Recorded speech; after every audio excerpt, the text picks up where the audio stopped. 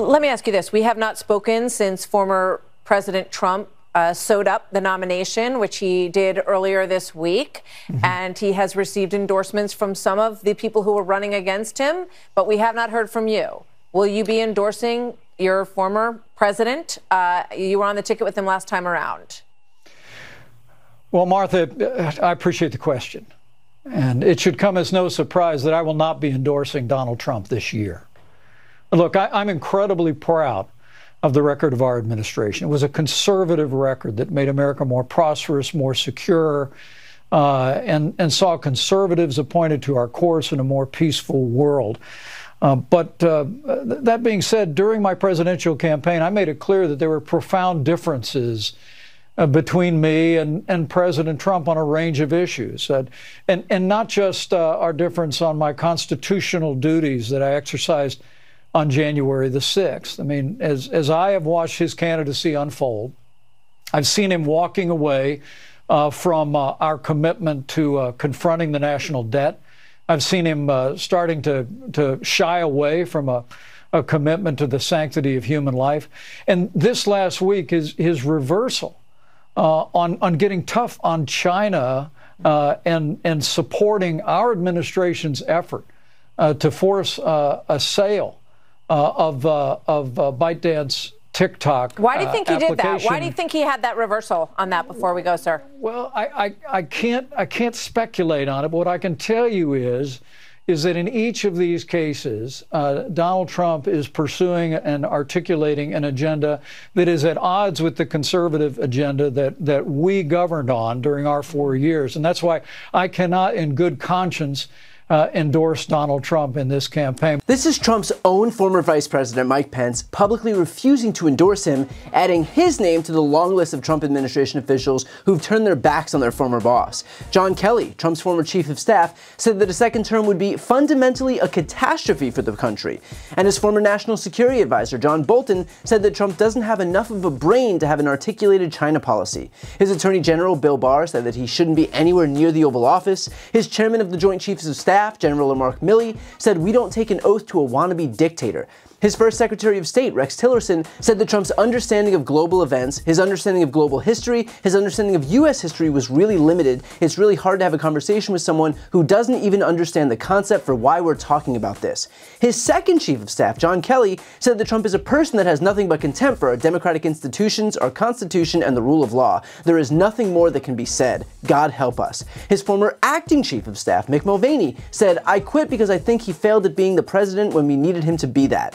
His transition vice chairman, Chris Christie, said that Trump is someone who I would argue now is just out for himself. His second national security advisor, H.R. McMaster, said, "We saw the absence of leadership, really anti-leadership, and what that can do to our country." His former communications director, Anthony Scaramucci, said he is the domestic terrorist of the 21st century. Another communications director, Stephanie Grisham, "I'm terrified of him running in 2024. His first Secretary of the Navy, Richard Spencer, "The president has very little understanding of what it means to be in the military, to fight ethically, or to be governed by a uniform set of rules and practices." His first Homeland Security advisor, Tom Bossert, "The president undermined American democracy baselessly for months. As a result, he's culpable for the siege and an utter disgrace." His former personal lawyer and fixer, Michael Cohen, said, "Donald's an idiot."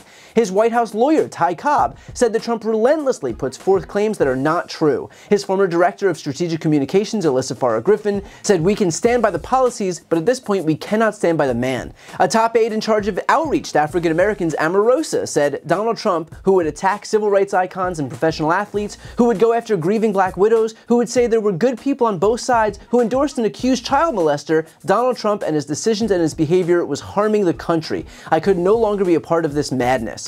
His former deputy press secretary, Sarah Matthews, said, "I think that his actions on January 6th and the lead up to it, the way that he acted in the aftermath, and his continuation of pushing this lie that the election was stolen has made him wholly unfit to hold office ever again."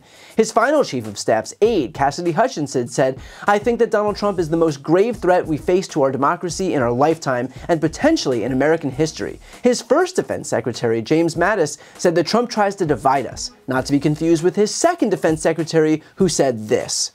Eventually it culminated the long break, simmering break between he and myself in June of 2020 when he wanted to deploy active duty troops on the street of Washington, D.C. and suggested actually that we shoot Americans in the street. So, I mean, that's kind of more what you'll see, this very hyper-aggressive behavior and this, willingness to flaunt norms and rules, if you will. So, I think you get the picture. And I just have to say, if these people, the people who knew him best and literally worked alongside him, have all of this to say about him, then maybe, just maybe, we should listen. And look, I think the danger here is obvious, if not from me, then from his own former employees and aides and officials and cabinet members. But that aside, there are political implications of this decision by Mike Pence not to endorse him. Remember, having these Republican officials refuse to endorse does still give a permission structure to other disaffected Republicans to not come home to the guy. Is Mike Pence some electoral juggernaut? No. But he'll take a few voters with him. And in an election cycle where every vote matters, that can make a big difference. We're not talking about the difference in these races being hundreds of thousands of votes or millions of votes. We're talking about the difference being thousands of votes. In Georgia, it was 12,000 votes. In Wisconsin, it was 20,000 votes. Not much more in Pennsylvania. And so having Trump's own former vice president admit that he won't even vote for the guy is bad news for Trump, who needs every vote he can get. And the same, by the way, goes of Nikki Haley, who came out and said this. You did sign a pledge, an RNC pledge, to support the eventual nominee. Do you still feel bound by that pledge? I have always said that I have serious concerns about Donald Trump. I have even more concerns about Joe Biden. So is that a no? Are you bound by the RNC pledge? The RNC pledge, I mean, at the time of the debate, we had to take it to where, would you support the nominee? And you had to, in order to get on that debate stage, you said yes. The RNC is now not the same RNC. Now it's So you're no Trump's longer bound daughter-in-law. by that pledge? No, I think I'll make what decision I want to make, but that's not something I'm thinking about. And I think that while y'all think about that, I'm looking at the fact that we had thousands of people in Virginia. We're headed to North Carolina. We're going to continue to go to Vermont and Maine and all these states to go and show people that there is a path forward. And so I don't look at what ifs. I look at how do we continue the conversation. Again, is Nikki Haley the second coming of Christ in the Republican Party? No. But she was still able to take sizable chunks of the Republican electorate with her in this primary, and even win a couple of races in D.C. and Vermont. And a number of those voters have been clear in saying that they have no interest in supporting Donald Trump in November if he's the nominee, which he of course now is. She too has refused so far to endorse Donald Trump, meaning that she is also depriving her voters of the permission structure that might make it easier for them to come home to Trump in the end. So while these events might not seem significant, taken together they are. This might not be a death blow for Trump, but it's death by 1,000 cuts. With that said, the usual caveat applies. Our job doesn't change regardless of who does or doesn't endorse him. We still organize, we still stay engaged, we still work on our circles of people. It doesn't matter if Trump is up by 90 or down by 90. We work just as hard either way, because we know what his closest aides have already said, that nothing would be more dangerous to our democracy than Donald Trump ever returning to the Oval Office. Before you go, I need some help. Please subscribe to the channel and do your part to help grow the progressive media ecosystem.